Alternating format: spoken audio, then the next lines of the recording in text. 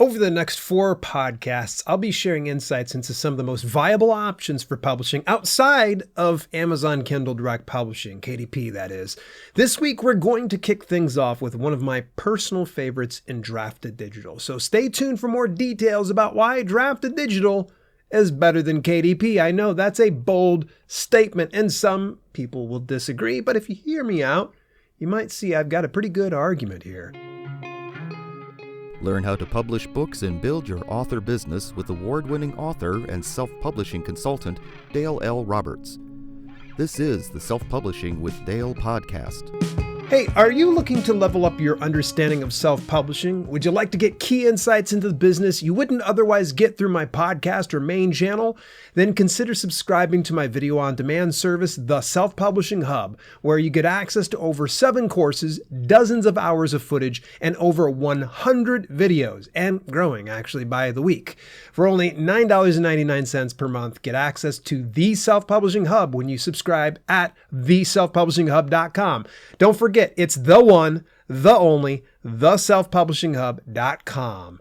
All right, so let's get into things here. That's a bold statement, me saying that Draft2Digital is better than KDP. Sure, there are going to be some arguments in favor of KDP because they're the big dog, of course, in the area of self-publishing.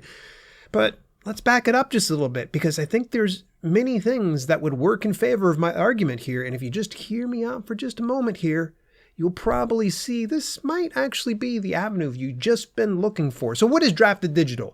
Also known as D2D, and if you hear me say D2D a few times, that's what I'm referring to, Draft2Digital. It's an ebook and paperback distribution platform for authors to easily publish and distribute their books to various online retailers such as Amazon, Apple Books, Barnes & Noble, among others. And they streamline the process for self-publishing considerably. Now, most notably, Draft2Digital does not require exclusivity to use their platform. That's a huge one for me. You will notice an option to publish audiobooks through D2D, but it's merely an integration with their preferred audiobook distribution partner in Findaway Voices, otherwise known as Findaway Voices by Spotify now. So if you're already distributing books through D2D, you can transfer all relevant metadata associated with the ebook or print book that you've already published through D2D over to the audiobook platform. Now, is that a game changer? No, but it certainly saves you time from copying and pasting all the other details that would be from this particular iteration to the other, especially if you're already planning to use Findaway Voices for audiobook distribution. It just kind of removes some of that friction. Draft2Digital has been around for the past 11 years, launching merely 4 years after Amazon Kindle Direct Publishing. Now, behind the scenes, you'll be interested to know that D2D is run by indie authors for indie authors. Now, you'll see that displayed in a variety of ways. For instance, D2D has a host of free tools and resources for authors, and I'll dive into some of those in just a bit. Here now, on a few occasions, they've stated on the record that they encourage authors use their tools like the ebook or print book converter or books to read universal book link creator and so much more. Like they'd say, hey, use these. You don't have to use our distribution. Now, they don't want you to feel forced into using their services. So their goodwill is more about assisting and not merely taking from the indie author community. Now, if you compare D2D to KDP in these regards, you'll see that, number one, D2D is run by indie authors and not a massive corporation. Number 2, D2D removes some of the friction involved in publishing audiobooks. Number 3, D2D allows you to publish your ebooks to more than just Amazon or helps get your print book into all of Ingram Book Group's massive reach. Now, more about that later because it kind of gets pretty intense when I break it down here. So how does D2D work? Let's take it apart by their 2 main models of distribution, ebook and print book distribution. Starting out with ebook because it's the path of least resistance here. D2D has no upfront charges for any of their services, but function as kind of a revenue share model, meaning that you don't get paid unless they get paid, or vice versa. They don't get paid unless you get paid. Let's switch that around. Sometimes I know what I'm talking about. Since Draft2Digital is an aggregate publishing platform, they act kind of like as a middleman, intercepting about 10% of your royalties. Now, most of the stores take about a 30% cut, leaving you with roughly 60% of the list price that you set. Now, every store and library system has a unique royalty structure in the agreement set with D2D. So get with D2D support if you need any clarification on each individual avenue. Now, D2D distributes ebooks to 3 unique avenues in digital stores, subscription services, and library services. That's the huge one for me. I really love that. Now, for digital stores, you'll reach, ready for this? Got to take a nice deep breath because it's a lot. Barnes & Noble, Kobo, Apple, Tolino, Viblio, Smashwords, and Gardner's, as well as, ready for this? Amazon. Now, of course, I've already said this, but if you're the type of person that just really doesn't want to fool around with KDP, or you're just too scared to use it, maybe you can consider Draft2Digital as another avenue to get your ebook over onto the Amazon platform. Now, to be clear, getting onto Draft2Digital doesn't mean like, hey, I got my account terminated through Kindle Direct Publishing. Let me just go over to Draft2Digital with those same books. No, they won't take your blacklisted books. So if you've been terminated for whatever reason on KDP, you better start brand new and from scratch. Don't even expect to take any of those publications that have been pretty much blacklisted on Amazon, because they vet those things. So the other services they have are the subscription services. Now you'll reach Everand, which more recently was named this. Originally it was called Scribd. And then of course Kobo Plus. Now Kobo Plus is like KDP. KDP selects Kindle Unlimited. So readers can subscribe to a monthly service, and in turn they can read whatever books they want to that are enrolled in that. Now the nice thing about Kobo Plus versus KDP Select is you are not required exclusivity. Now, I know I'm kind of being redundant here, but it's important to kind of point out that when you go through Draft2Digital, there's no exclusivity required whatsoever.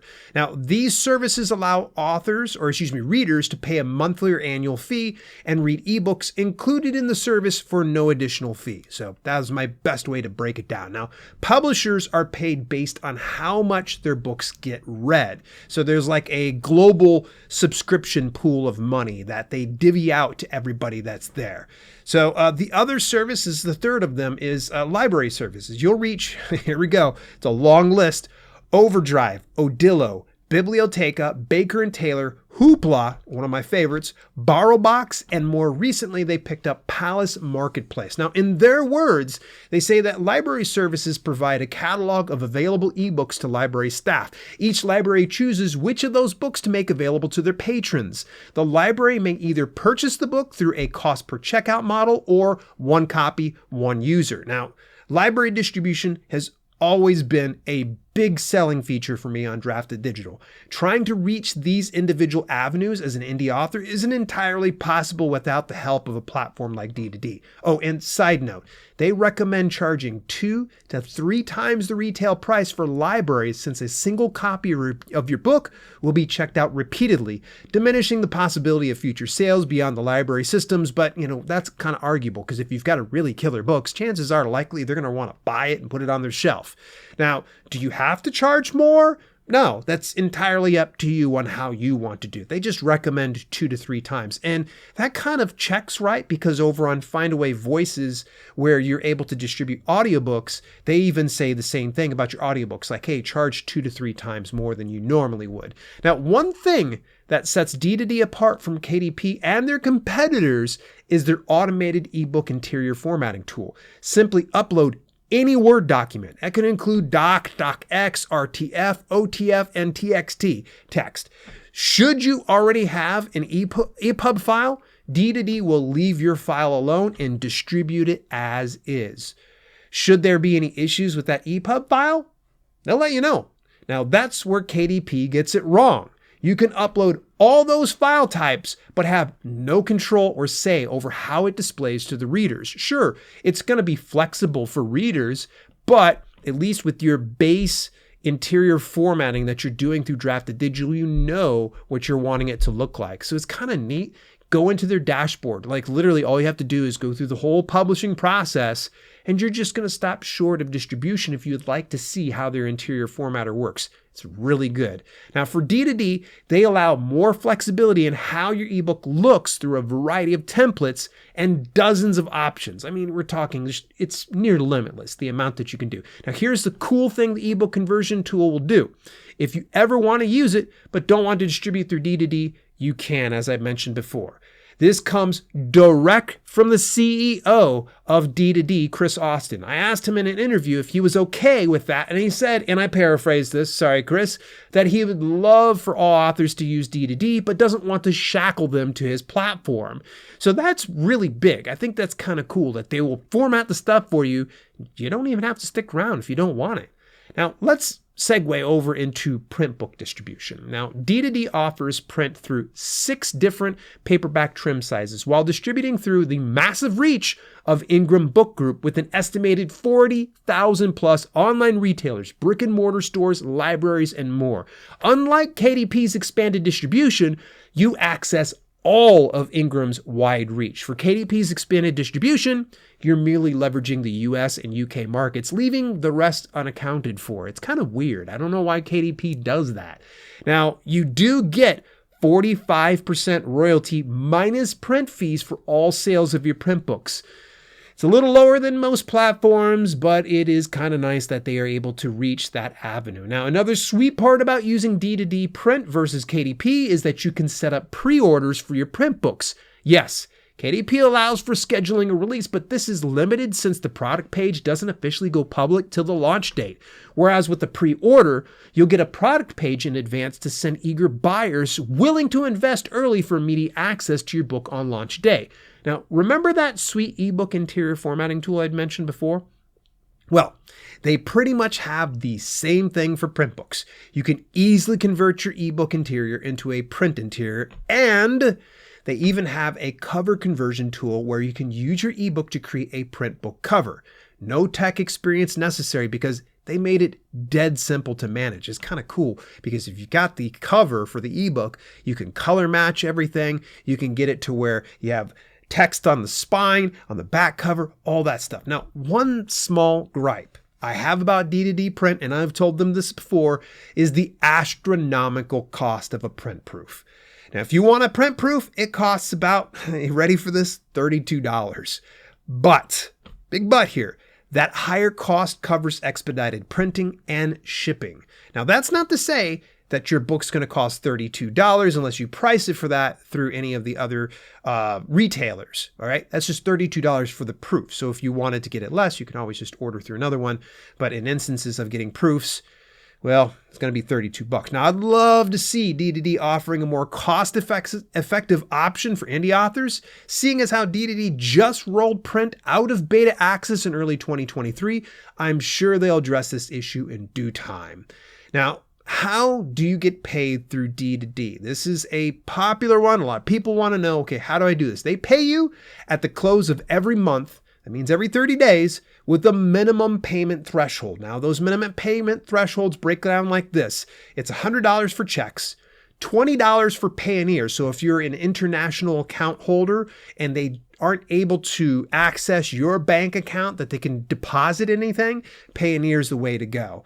Now, there is a $10 threshold for international direct deposit and $0 for all other digital payments. So for me here in the US, it's $0. They literally, I can just make like 30 cents in revenue and they'll still deposit it. So you'll typically see payment about 30 to 90 days after the close of a sale. Now, keep in mind, since they're an aggregate publisher, aggregate distributor, what's going to happen is the sale is going to be made on a particular platform. They gather those sales come over to Draft2Digital. They have to account for refunds and all that type of stuff before they pay you. So that's why there's going to be a little bit of a delay. It largely depends on the platform you sell through. If you're ever in doubt, ask D2D support. They're really good. Now, here are a few miscellaneous notes. I feel it's important to kind of cover some of these areas here. D2D acquired Smashwords, another aggregate publishing platform, over a year ago. Now, they're planning on merging the two companies together as one, and it has been a slow but sure, migration from there to there. Now, Smashwords isn't going anywhere. The Smashwords store is still available through Draft2Digital. By the way, I'm not sure if I'd mentioned that as one of the avenues for distribution. Really love it.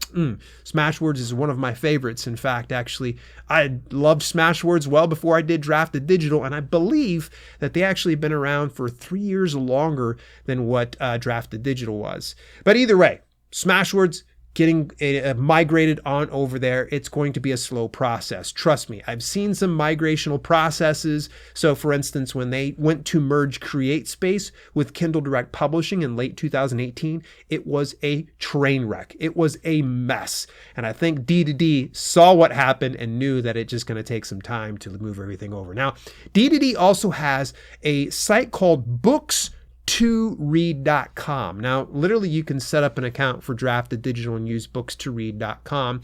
And what you can do is create a universal book link. Rather than sharing just a single link to a specific region, let's say, for instance, I see this happening a lot with a lot of authors that are in the US. They'll go over to Amazon and they'll share the Amazon.com address to send people over to their book. But the problem is, if other readers outside of the US try to access that, they won't be able to buy your book. There creates more friction. And you're getting it to where that customer, that consumer, has to jump through a couple of extra hoops in order to find your book. Not with Books to Read. They literally create a universal book link. And if your book is available through numerous stores, it will make those links available to the visitor as soon as they land on that page for Books to Read. And the double cool part is if you're part of any affiliate program, whether it be with Apple, Barnes & Noble, Amazon Associates, you can put your affiliate ID in with them. So then you're able to make a commission on each one of those sales even more. By the way, it's completely above board and okay for you to do that.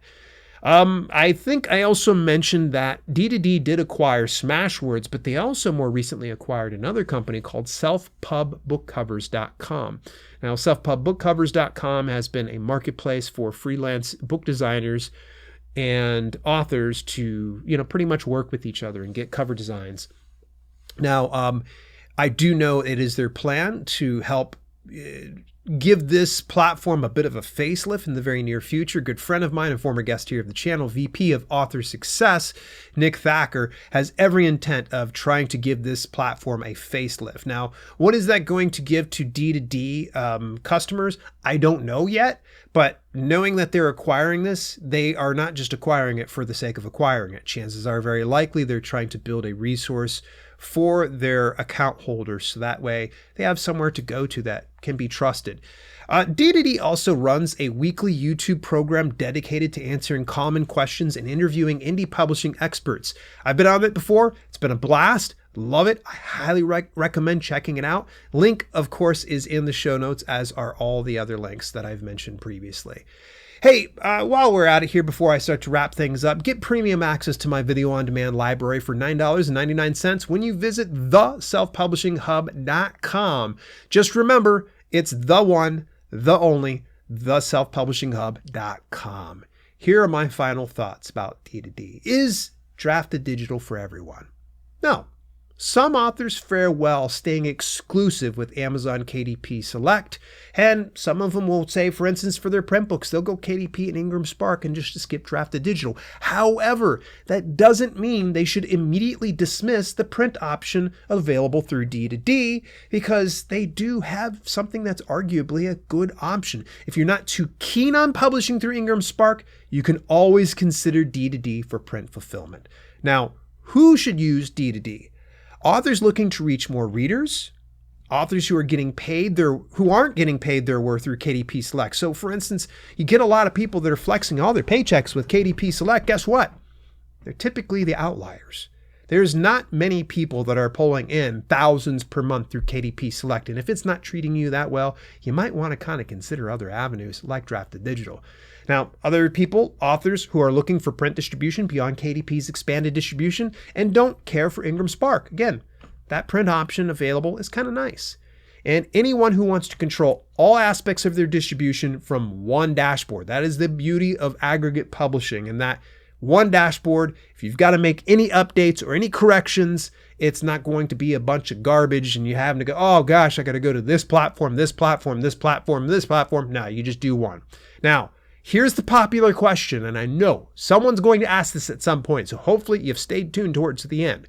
Can you use Draft2Digital and Kindle Direct Publishing together? Yes, so long as you don't opt your ebook into KDP Select and avoid expanded distribution on KDP for your print books, you should have no issue with using both avenues. Now, to open a free account through Draft2Digital, use my referral link of dalelinks.com/D2D. That's a referral link, meaning that it's kind of, actually, that's another thing I didn't even mention. One of their perks is if you refer somebody over and they set up an account, you actually will get a percentage of Draft2Digital's revenue share. So that 10%, you get to dip into some of that 10% and to get I think it's for like the first year, or maybe 2 years, something like that. You'll have to go and check the FAQ on that one, but there is a refer a friend program. But that's dalelinks.com/D2D. Get yourself set up with that free account. You will thank me later, especially if you want to get a good ebook conversion tool. It's really, really nice. Hey, next week, we're going to be talking about what makes Book Vault better than KDP. Yes, it's about time I talked a little bit more about Book Vault.